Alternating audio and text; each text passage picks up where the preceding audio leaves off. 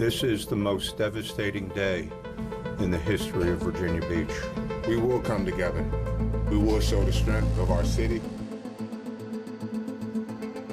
This is News 3 this morning. 12 lives gone, but not forgotten. A gunman opens fire in Virginia Beach, taking them away from us. This morning, the community is gathering to honor their lives and grieve together. Thanks for joining us for this special edition of News 3 this morning. I'm Blaine Stewart. And I'm Erica Greenway. This morning, Virginia Beach, Hampton Roads, and the entire country is mourning the loss of our 12 neighbors killed in a mass shooting at the city's municipal center Friday. This morning, we start with our live team coverage and News 3 reporters Samantha German and Anthony Sabella as we learn more about the victims and how they are being remembered. And we start with Samantha German in front of a memorial dedicated to those victims.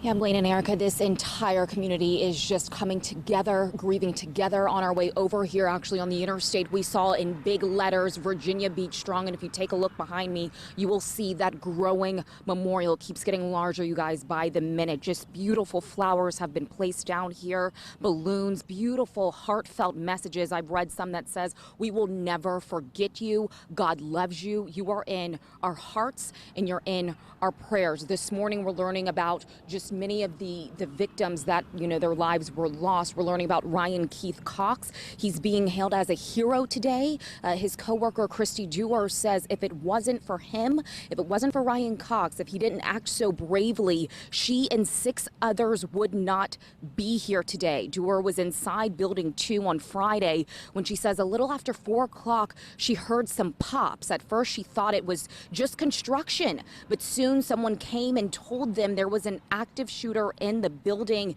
She and others tried to run out of the building, and that's where they met Cox. He told them to be quiet and then directed the 7 of them into a nearby office, but he did not come back to join them. I said, can you come on? He said, I need to check on some other people. So he didn't come in with us. He acted as a leader. He positioned himself where he would be the one to see what was happening. And again, Cox is being called a hero today, and his story is just one of many we're learning. We know right now that the city is open, but Building 2 will be closed until further notice. Live in Virginia Beach, Samantha German, News 3.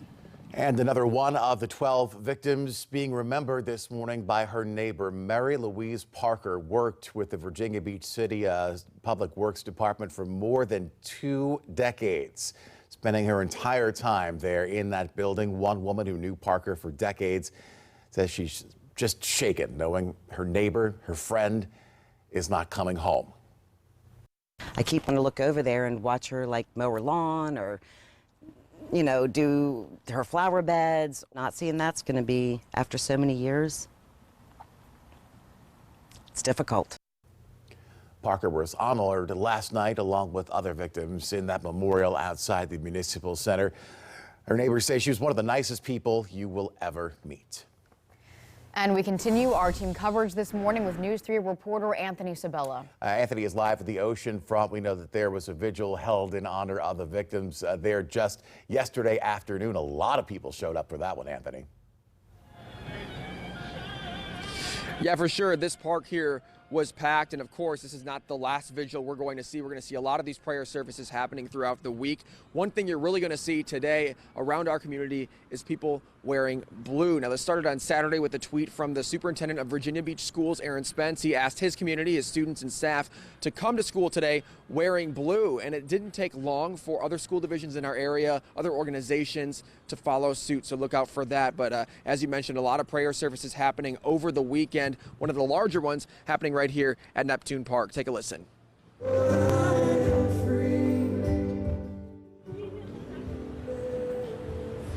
So you can see they had music there. A lot of people just in mourning over what happened on Friday, those tragic events, the loss of 12 lives. And this was put on by Trinity Church. In fact, it's 5 locations that came together. This service was initially planned, we're told, for ocean baptisms.